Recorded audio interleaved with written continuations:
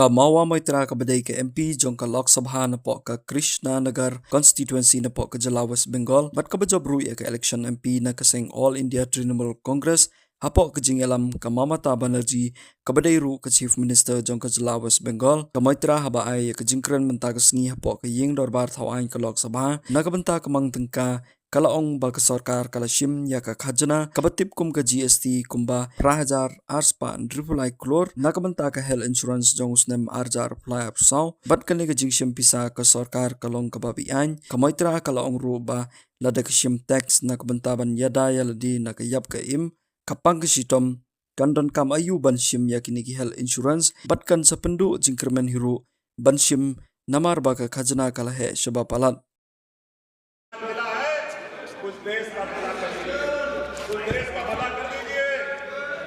Sir धन्यवाद माननीय सदस्य please Honorable Chairperson, sir, my respected colleagues, I stand here today on behalf of my party, the All India Trinamool Congress, to speak on the finance bill. Madam, I have to say I'm deeply pained at the very onset. I must point something out. When we talk on the governor, speak on the governor, on the president's address, the Honorable Prime Minister leaves the chamber. Today, when we are speaking on the finance bill, the Honorable Finance Minister leaves the chamber. We members of the opposition are deeply pained by this. We hope that the government will take notice of our pain and be present in the House each time that we speak on relevant issues. Theodore Roosevelt, the 26th President of the United States, had said, in any moment of decision, the best thing you can do is the right thing. The next best thing you can do is the wrong thing. And the worst thing you can do is nothing. The Honorable Finance Minister has made a mockery of the people of India in this union budget by doing absolutely nothing. Whatever little changes are there are regressive and ill thought out. Means that the people did not want a business as usual approach. The people wanted a course correction. What have you done? You've not listened to the mandate. Vinash Kale Viprit Buddhi, you have done the exact opposite. You've kept the same cabinet, you've kept the same finance minister who's given the same shoddy budget. Who is this budget for? The middle class make up 31% of India. The poor make up between 60 and 65% of India. I will demonstrate how this budget systematically strangles the poor and the middle class. This is a kursi bajao budget, a save the chair budget for this government, and even that it doesn't do very well. Broadly, there are two types of taxes: direct taxes, indirect taxes. Direct taxes are known as progressive taxes. Why are they progressive? So income tax, property tax, investment tax on capital gains, these are done in a way that the richer you are, the more tax you pay. So they're kind of fairer. Sir, please. Sir. Sir, you're a chat person. What is it? Indirect taxes are regressive because everyone from the richest billionaire to the poorest laborer is paying the exact same tax. So GST, duties on petrol, duties on diesel are all indirect taxes. When we strive for a fair and equitable economy, we must have the balance of direct taxes and indirect taxes right. The US and the Europe broadly collect about 60% through direct taxes and 40% through indirect taxes.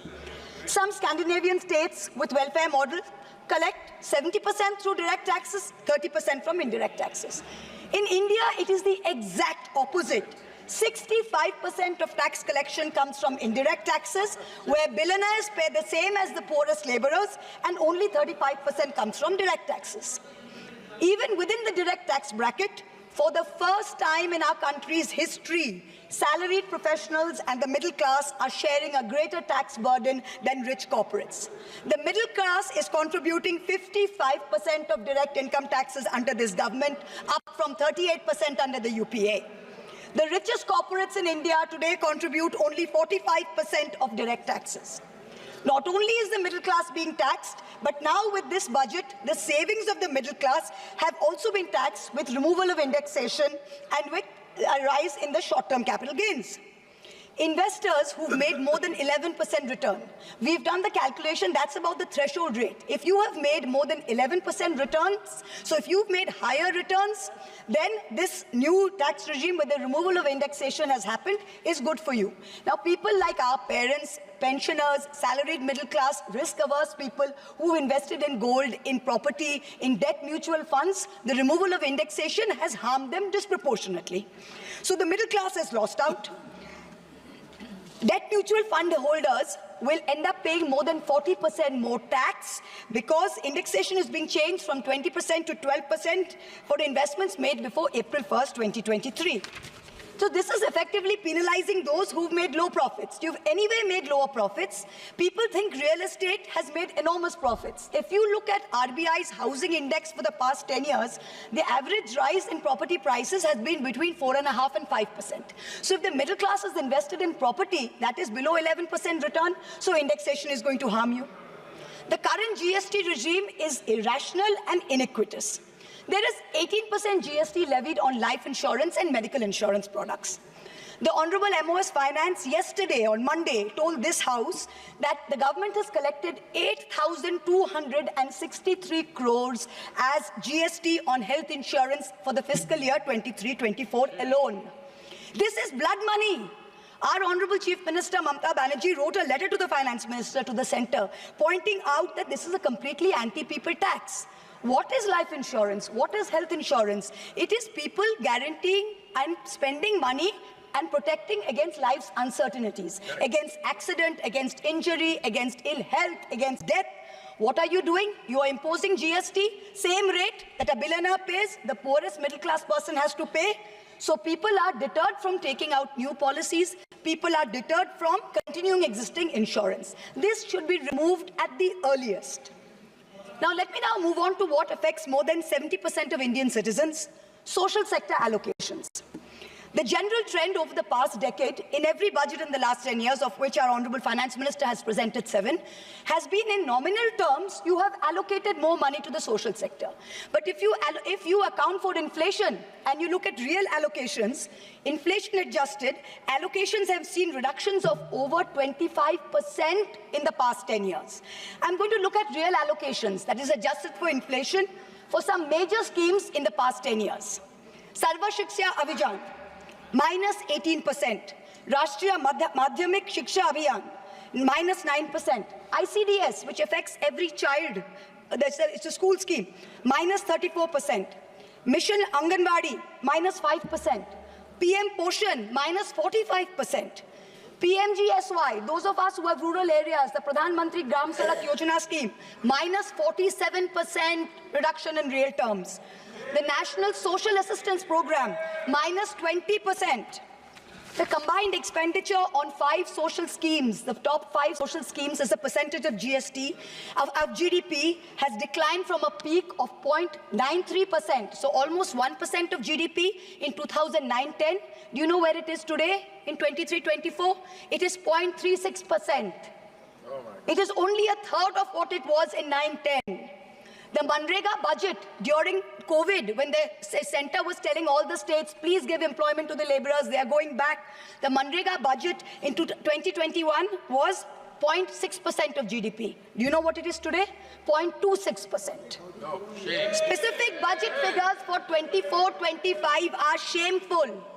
Specific figures, let's look at the specific figures. The allocation for Samarth, which is maternity entitlement and the creche scheme, has been reduced by 70 crores compared to budget estimates of last year.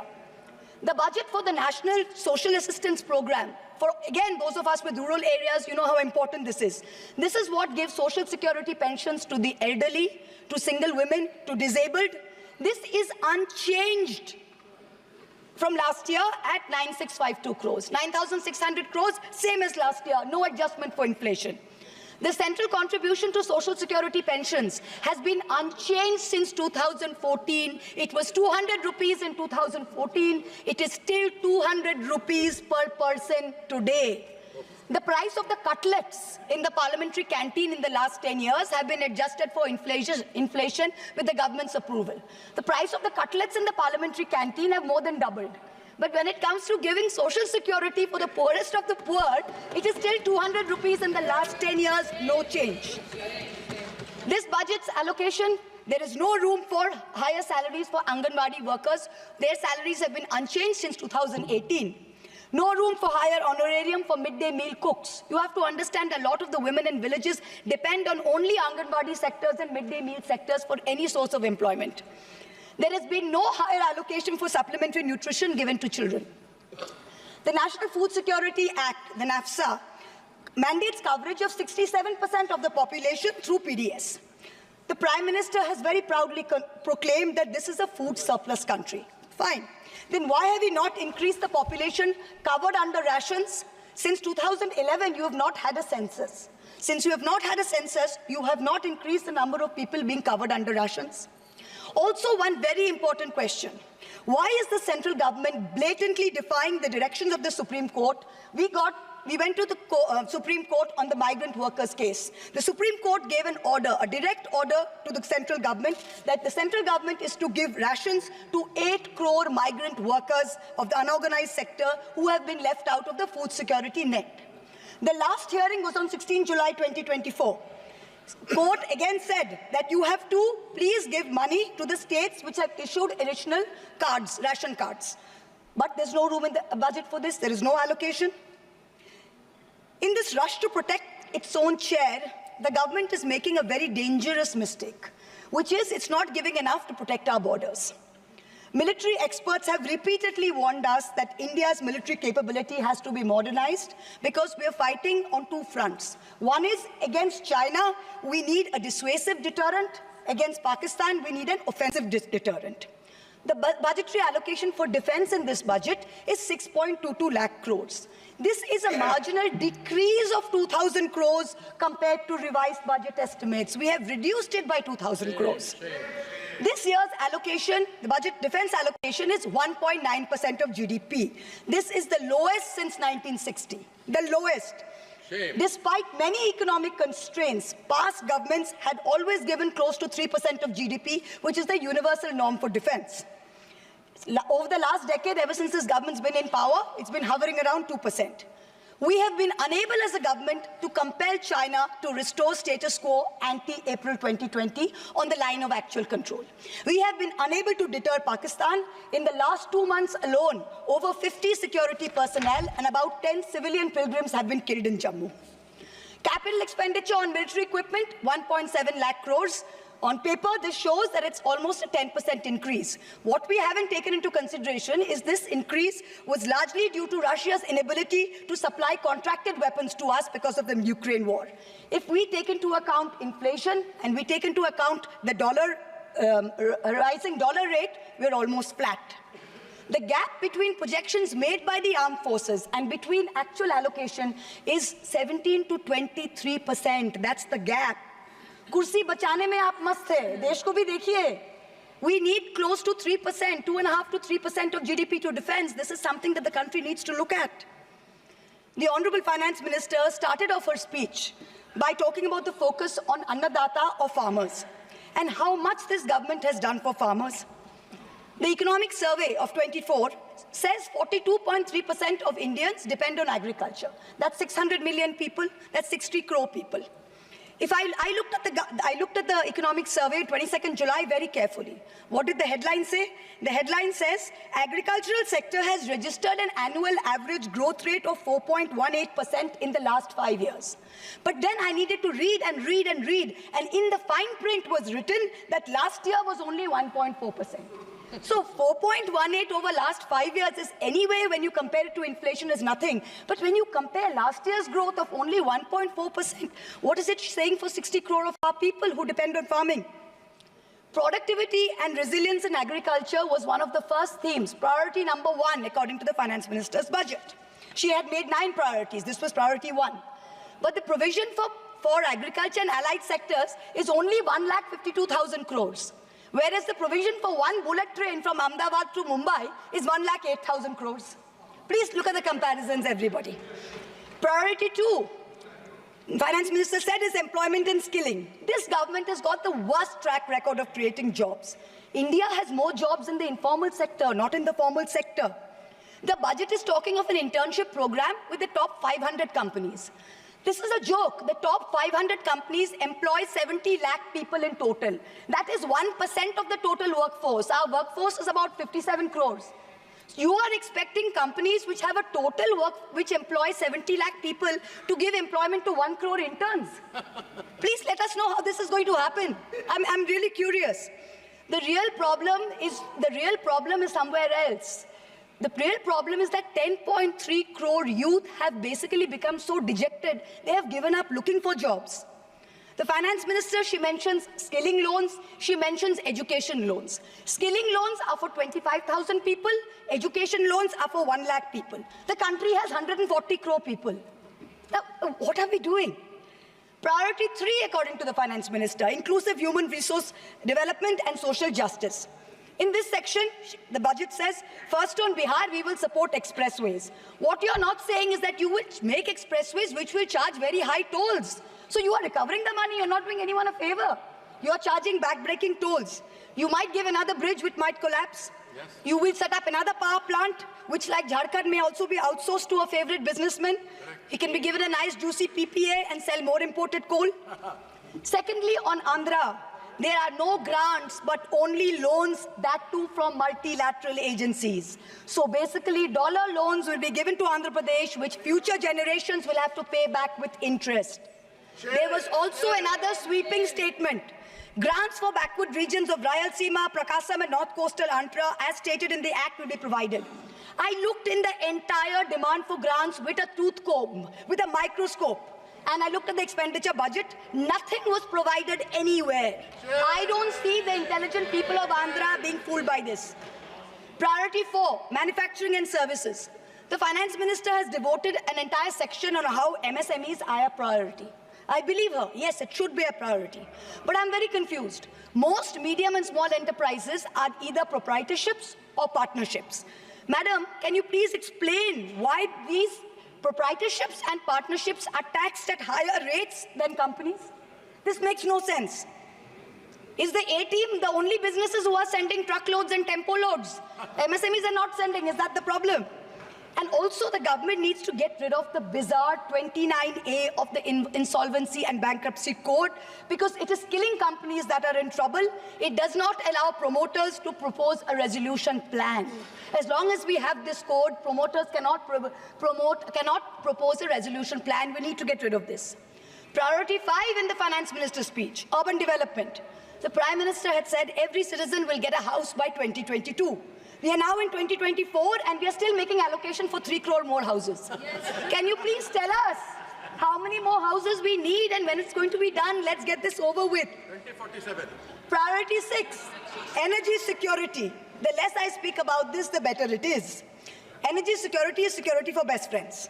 It's created by allowing best friends to import low-grade quality coal, mark it up as high-grade quality coal, and sell it to state development corporations at the cost of the country's environment, at the cost of the health of our citizens. Priority 7, the finance minister said, was infrastructure. She announced in a true style of Shagun that she's gifting the nation 1,11,111 crores. 111,111. This is flat on last year. Sadly, most of this will go towards crony capitalists. You'll make roads that have potholes, you'll have airports that leak, you will have bridges that fall out, and the taxpayer will pay for this. The budget speaks of private sector participation. But remember one thing, they bid out 6 airports to one company for a fee to be paid by the government. Then they created a policy that allows the regulator to keep increasing the user development fee. So actually, it's the flying public of India that are paying for this. Priority 8.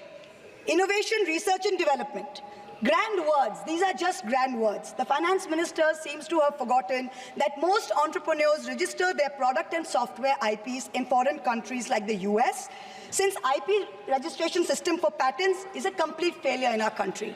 Unless you fix patent registration, this is not going to happen.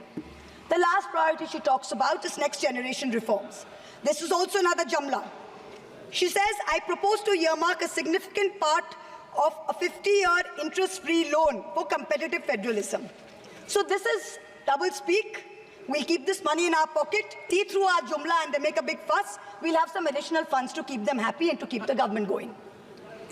Finally, I have to mention one interesting fact, and I hope that the Treasury benches will have the patience to hear me out. Please. I wholly agree with the Finance Minister on one thing. The budgets for the CBI and the ED have been reduced this year, and I was wondering why. Is it because the voters didn't like the fact that you were using the CBI and the ED to go after the opposition and file fake affidavits? Or is it because you have outsourced the CBI and the ED completely to a businessman in Ahmedabad who's controlling the whole thing? Why have you reduced it? Number one, the former Maharashtra Home Minister highlighted how BJP leaders and agencies have threatened him to filing a fake affidavit. In the case of Sandesh Khale in West Bengal, the women have confirmed on video that BJP leaders forced them to file fake statements. Similarly, I'm told in my matter, was 16, 2023, got my friend to his office in Ahmedabad and threatened him with dire consequences to file a fake affidavit. Filed the fake affidavit and forced him to sign it. Even today, every mid-level official calls mid-level officials in the CBI and says 161 statement change karaiye, aapka sir ko bulaiye, madam ke against mein statement dijiye. I am telling the CBI via you, madam, please take a 164 statement once and for all. Don't keep calling back people to change 161 statements to implicate me. It's going to get you nowhere. Let us reduce the CBI and the ED budget to zero. Let us, Mr. Adani, pay the full 1,500 crores. Let us outsource it completely to him. End of story. In short, this Kursi Bajao budget is a desperate attempt by the government to stick its head in the sand and act like that the mandate of 2024 never happened. But the coming days are going to prove the instability of this government and the inefficacy of its economic policy. We wait for that day. Thank you very much, madam. Thank you.